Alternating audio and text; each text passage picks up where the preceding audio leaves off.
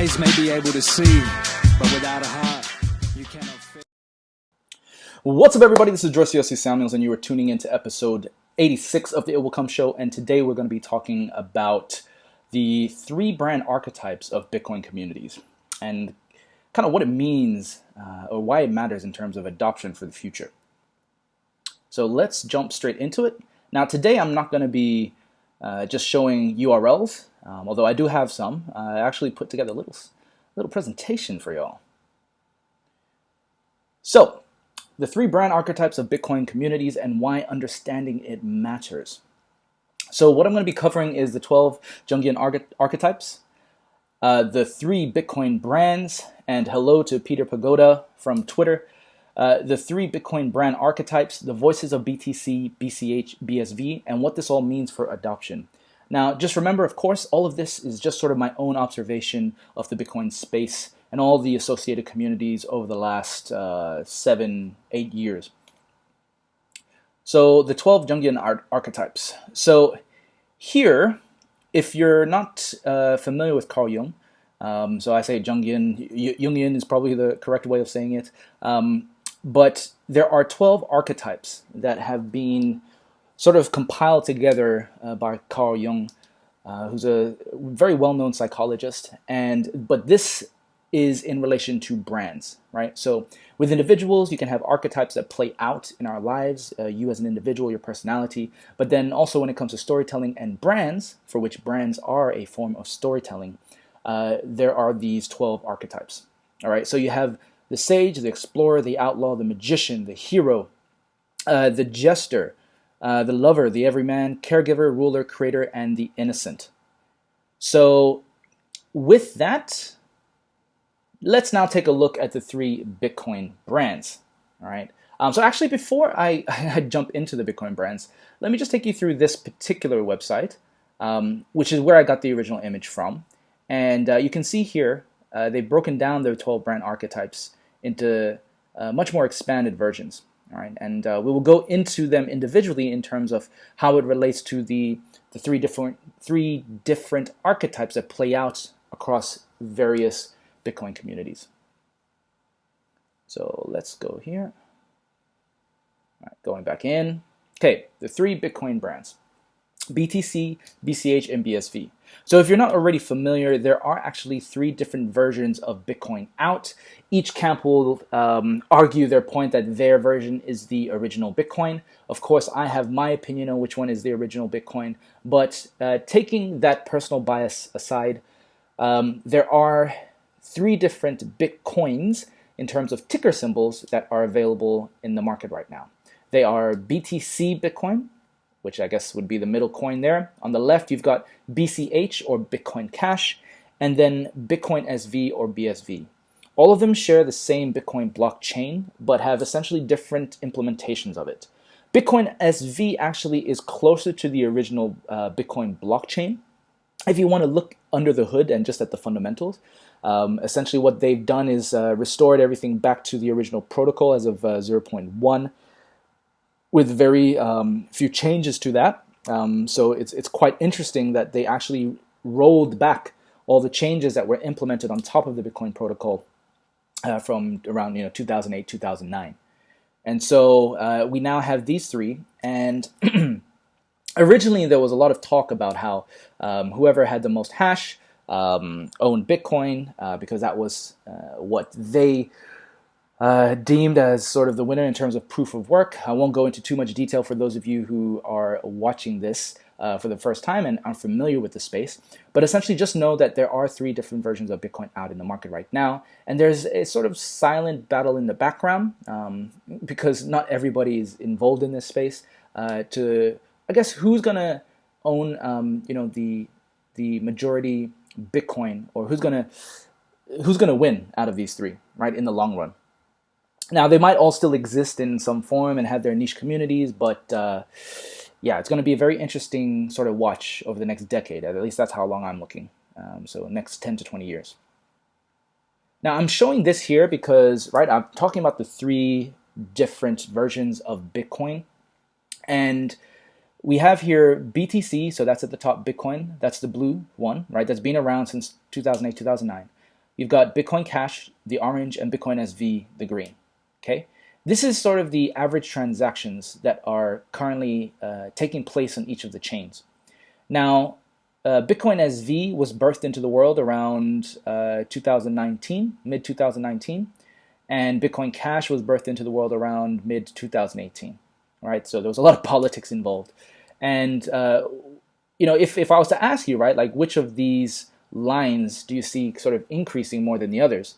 If you said Bitcoin SV, BSV, you would be correct. And while most people are looking at price, so how much each sort of Bitcoin blockchain is worth in terms of US dollars, BTC obviously is the one that is worth the most right now. I think it's sitting at around what, 8,000, 9,000 US dollars currently. And so most people will be sort of enamored by that, right? Because they look at that and see that as an indication of the price. Unfortunately, because Bitcoin is still a very young project, right? You could even consider it a social experiment. A lot of this is fueled by speculation, fueled by sort of artificial pumping, because there's this sort of currency called Tether in the background, and essentially what Tether does, and it's great, it's kind of amazing to see how human beings manipulate everything. But they've essentially recreated the sort of real world in the sense Tether will print money, and that is usually correlated with sort of surges in Bitcoin price. Now, the Tether currency didn't really come into existence until much later, but what that does is that actually provides sort of these artificial boosts in the BTC price. There are a lot of people, that's not to say that there aren't a lot of people who sort of own BTC right now, but most of what they are doing with that BTC is holding it, or also known as hodling, HODL, which is sort of this cultural meme that came out as a result of somebody just accidentally saying hodl instead of hold. And so, culturally, and I'm going to tie this back into these brand archetypes, culturally, the community around, and I'll say quote unquote community, or let's say, the fans or supporters of BTC, they really resonate with this idea of being able to buy BTC, hold it, and the price just goes up from doing nothing, right? Now, if you look throughout history, there are a lot of situations or a lot of scenarios whereby holding and hoping without doing any work may be very appealing short term, right? Because you get these quick wins and you make money. But it is the antithesis to what, I guess, true wealth entails, right? Which is a result of usually hard work, etc. And so, as a result, you have BTC appeal to the common person, the common individual, right? Whereby if they have been, if they feel alone or left out or isolated, or feel like the system or the government is working against them, the idea of quick money appeals. It's why so many people are still involved in gambling, lotteries, etc., right? Because the idea of just like doing nothing and getting a lot from it, I mean, who wouldn't want that? But it comes with a hidden cost. So that's BTC. Bitcoin Cash, right? It had a surge, right? Things were working well, and then there was a split, right? And you can see that also in terms of transactions, daily average transaction output is just plodding along. It's not really increasing. And then July 2000, and look at this, BSV, despite the pandemic right now, look at just how ridiculously high the transaction output is going, right? So this is something to pay attention to between these three versions of Bitcoin, right? Because this is happening in the background regardless of the price. And I personally believe that the price will be determined by actual usage in the long run. Okay, so now let's move to the next slide. All right, so here we have the voices of BTC, BCH, and BSV. All right, and oh yeah, just very quickly again, Peter, hello. So if we go back, cool. The voices of BTC, BCH, BSV. I've chosen sort of like three of the most outspoken voices in these three camps, and sort of how they relate to the different archetypes. All right, and so here we have Tone Vase, who is an ex-Wall Street ex-Wall Street trader, And he says, just reread Road to $10 Million by the late and great D. Tyler Jenks. Shout out, blah, blah, blah. And you can see a lot of his posts is around trading and making money, right? And so, of course, the making money bit does appeal to a lot of people, and especially in the BTC crowd. Those who are huge supporters of it want to make a lot of money and are invested in the sort of hodling culture or mentality. And so this appeals to the everyday person in the BTC realm. Roger Ver is the founder of Bitcoin.com, or the CEO of Bitcoin.com, and he's a very outspoken libertarian, one of the original advocates for Bitcoin to really put money where his mouth is, and he's been an evangelist since the early days. However, over time, although he's stuck to his libertarian views, it's been highlighted just how much of a rebel and libertarian Roger is. He's very much anti-government. He doesn't trust government, and I've had the pleasure of meeting him in person. I know him. He's always been good to me, but his views are very outlaw rebel-like. And so he made for a great evangelist in the early days, right? Because Bitcoin itself was very rebellious in terms of its sort of concept and what the narrative was in the early days. So you can see here he's talking about censorship resistance. So he's very much against anybody trying to censor, and he believes Bitcoin. I think now sort of any sort of cryptocurrency project that has the ability to become a new form of money, he will support. But he still owns Bitcoin.com. Then you have Craig Wright. Now Craig Wright, he's representing the BSV branch of Voice. And Calvin Ayre is also works with Craig Wright. Calvin Ayre is a billionaire who supported a lot of the developments in BSV. And Craig Wright is more or less the type of person who will talk about the importance of law, truth, and justice, right? And I'm going to tie this back into the brand Archetypes. So with that, Craig, you'll see him often talk about putting people behind bars, which goes very much against the Roger Ver types, or even the Tone Vays. Right? You have the everyday man, you have the rebel outlaw Roger, and then you have sort of like the ruler archetype of Craig Wright. And so what I'm going to do, talk about the 3 Bitcoin brand archetypes. What I didn't share with you guys is the actual Jungian archetypes. So we're going to go into that. And so between BTC, BCH, and BSV, what I see as sort of the archetypes for each of the communities that surround each of these versions of Bitcoin is for BTC, let's start with them. I'm going to apply the Everyman archetype. Okay. For BCH, I would put them under the Outlaw or the Rebel archetype. And then for BSV, I will put the Ruler and has a little bit of the Sage. Right? So it's not always just one archetype, but there might be some dominant archetypes. So let's go through each of them. So here is the Everyman archetype. Right? This is to do with belonging. You're just like me and I'm just like you.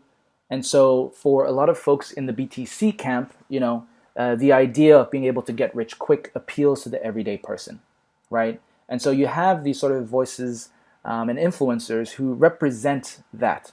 Right? They represent the everyday person who's trying to make some money, trying to get rich, right? Because why not? And these brand voices, friendly, humble, authentic usually. They'll do their best with that. When we treat each other with honesty and friendliness, we can live together in harmony. Drive, their connection, togetherness, equality, fellowship, and inclusion. Right? The inclusion being a very strong appeal for BTC. And then fear, exclusion, standing out, isolation, hostility, disassociation.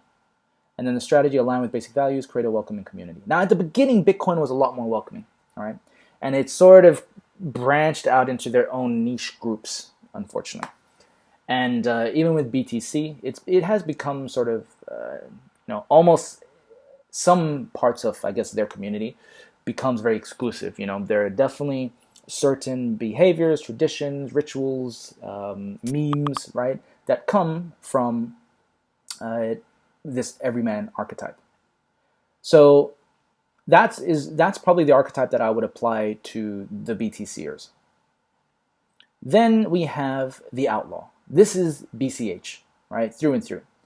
The outlaw holds a brand archetype of revolution, right? And BTC had probably a mix between the everyman and the outlaw in the early days. But because of the split between the Bitcoin brands, the outlaws just branched out, did their own thing. And so here rules are made to be broken, right? And if we go back to the slides and with Roger, right, he's definitely one of these outlaw rebels. Okay, so brand voice, disruptive, rebellious, combative. You don't have to settle for status quo. First, demand more. Second, go out and get it. Okay, these are well-known brands that fall under the outlaw archetype. The drive, liberation, right? I mentioned how Roger Ver is a libertarian, so liberation is a strong drive for these folks. Change, righteousness, revenge, independence. Okay, so, and as I said, you know, each of the brands and each of the communities associated aren't just going to be one archetype, but in terms of the message or voice that gets out, they might either be one or a combination of two. So fear, servitude, conformity, complacency, acceptance, dependence. So conformity, right? We're talking about censorship resistance, so they don't want to conform. Fear, servitude, and complacency. So servitude, right? That's like, you know, accepting what others have to say that you should do, right? Or accepting the status quo, or accepting that the government can make the law, make the rules, right? And it's really a fight for power at the end of the day, whether these types acknowledge that or not. And the strategy is denounce the status quo, disrupt, and shock. That's just in their nature. It's part of what they do. All right. And so, you know, with these brands, if you are somebody who is a marketer or you know, building a community or a brand strategist, you will either be doing this sort of narrative shaping consciously or unconsciously. Good brand strategists will do this consciously. Those who aren't aware of this, they may be doing it naturally, right? And so, yeah, this is what you will find with these guys, with the BCHers. Now, for BSV, I would say that their brand is appealing to the ruler, control. All right, power isn't everything; it's the only thing. And whether this is right or wrong, I'll explain why I think this may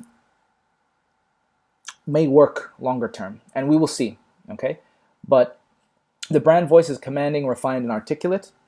You could probably look at the Bitcoin Association and sort of N-Chain, which is another company in the BSV camp. They have a brand voice which follows this sort of voice. Commanding, refined, and articulate, right? Appeals to enterprise. So the BSV brand positioning is around appealing to enterprises. And because these enterprises are, you know, the movers and shakers of industries, right? To appeal to them, the branding has to be more refined and it has to be more articulate, which is very different to what you've seen in BCH or BTC, right? Because they're all appealing to different audiences. And what you may know, right, even looking at these brands, they might not appeal to everybody, but they appeal to those, I guess, in positions of power. And whether it's right or wrong, these guys dominate a large majority of what we see in the world, right? Sometimes visible, sometimes invisible. And so the ruler personality, their drive is power, prosperity, status, success, wealth, right?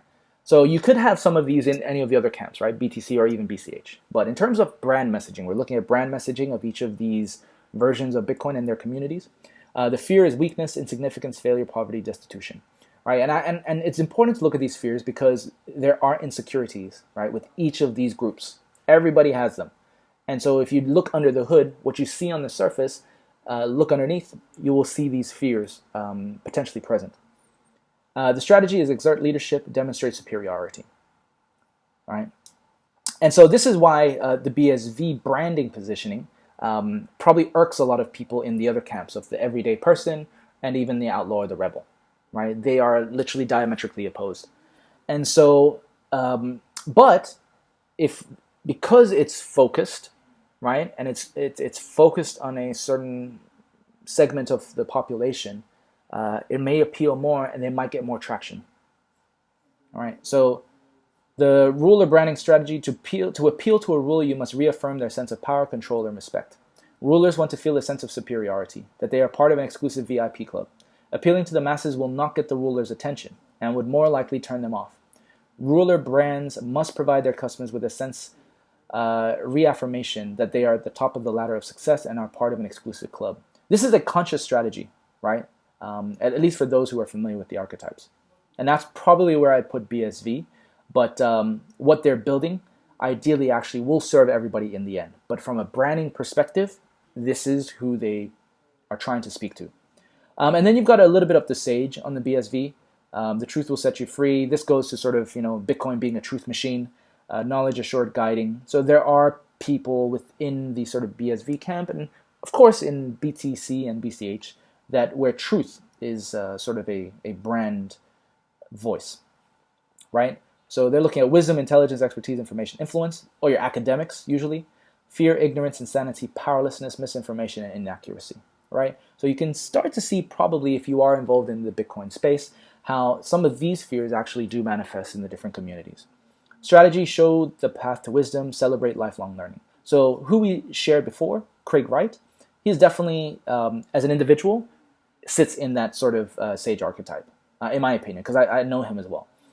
And this is probably that archetype, right? And so those are the main archetypes for each of the branches of Bitcoin. All right. So now if we look back again, so we've got Tone Vace, the everyman, right? Trying to appeal to the masses of the common person who's looking to get rich quick. Then you've got Roger Ver, the outlaw, the rebel, right? Down with the government. We don't need it. And then you've got Craig Wright, who's got sort of the ruler sage vibe. But really BSV, probably as a brand message, is trying to appeal to enterprise, right? The rulers of the capitalist ecosystem and environment. And the positioning. So what this means for adoption. So why I'm sharing this, right? And why it matters is because a lot of people love the story of the everyday person sort of overcoming the powers that be. Unfortunately, if we look throughout history, those sort of scenarios are far and few between. It's probably like if you look at the TV series Game of Thrones. A lot of times we're used to stories which give us hope and optimism that, the little person always wins, the underdog. Unfortunately, in reality, that isn't always the case. Unfortunately, a lot of powerful people can and do end up winning a lot of these situations. Now, karma always sort of does its thing, and there are great consequences to these ruler types because they can be good and they can be negative, right? So it's very important to see how each of these brands or these communities are appealing to the different folks. And the way that BSV is positioning itself is that they want to appeal to the few that actually hold a lot more of the transaction outputs of the world. So this is like your Visa, your MasterCards, your IBMs, and all of these other guys. Now, a lot of these other ruler brands, in terms of their archetypes, are already working on their own blockchain projects, right? And so there's a bit of muscling that has to take place. And in the BSV ecosystem, what they've done, which I think is smart, is that they've gone down the sort of blockchain patent. They've gone down that path, which means that they've secured all these patents and continue to secure all these patents around blockchain technology, around Bitcoin, and using that to muscle their way in to this ruler class, if that's what you want to call it. And through that, they position themselves to be able to redirect potential future transactions towards BSV. All right. And apart from that, that's more of a defensive moat, a defensive play. And outside of that, you have then a focus on building companies or applications on top of BSV that leverage the patented technologies to create more on-chain transactions, in a smarter, wiser way. Instead of creating things like Lightning Network or sidechains, etc., like in BTC, what BSV is trying to do is actually focus on the true value, which is the creation of businesses, creation of products that people will use, and not actually Bitcoin itself. Bitcoin becomes more like plumbing in the background. It seeps into the background. It has value through use by others, but actual usage. If people are just buying and holding, there's nothing happening, right? It's just staying there. It's going to be stagnant, those transactions, and any sort of trading happening is not true use, right? It's just trading in the hope of money go up. And so for that reason, I think BSV does have a very strong chance of surviving as Bitcoin in the future, despite what we see right now, whereby BTC holds the name of Bitcoin, but fundamentally as a system, it is very different. And so, and when I say different, I'm just talking about some of the changes that were made under the hood, right? That sort of changed the way that the game is played for Bitcoin. And so for adoption in the future, there's something coming up in 4 or 5 days called the Bitcoin halving. And that's an important event to pay attention to, because when this takes place, a lot of miners in the Bitcoin ecosystem are potentially going to go bust. They're not going to be able to keep up, and they're going to have to shut up shop, right? They're going to have to potentially go bankrupt. And as a result of that, we'll see what happens to Bitcoin as the narrative for BTC is a store of value, for it to be the new form of money against gold and silver. During this crisis, right, if we look at, coronavirus, COVID-19, if you're on Twitter, or if you've kind of been paying attention to sort of the economic news pieces, articles, a lot of people, influencers, are saying, hedge yourself against the potential economic collapse, go buy gold, silver, and Bitcoin. Bitcoin is now being attached to gold and silver, whereas in the past, before Bitcoin even existed, these same proponents would talk about gold and silver as being sort of the insurance against a financial collapse or financial system collapse. But since the arrival of Bitcoin, the idea of it is strong enough that some of these guys are saying buy Bitcoin. But I'm sharing this with you guys so that you understand that Bitcoin has 3 versions out at the moment, and what's happening with the fundamentals underneath is still being fought in the background.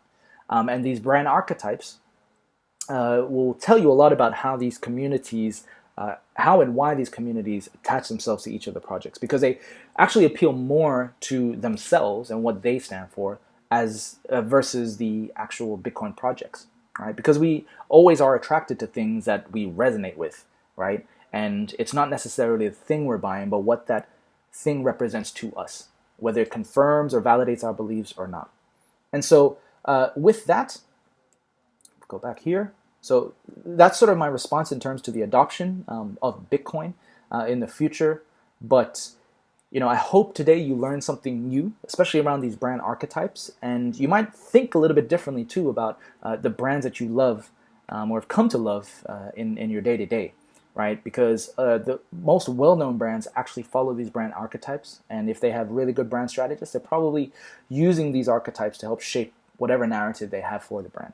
And you can apply this to your own life as well. You can have a look. I'll share the articles and URLs in the show notes as per always. You can have a look at these archetypes and see which ones you actually resonate with as well. All right, you could apply it to your own life. And with that, as always, hope you enjoyed the show today. Hope you learned something new. If you're enjoying this series, just hit the subscribe button. Add any comments below if you have any questions. And as always, through patience and persistence, it will come. And we're gonna go. And we've got an awkward pause because I'm actually now trying to switch scenes from the presentation mode. So let's try this again. You guys can just look at my lovely face as I get this going. All right, here we go. Through patience and persistence, it will come. The eyes may be able to see, but without a heart, you cannot.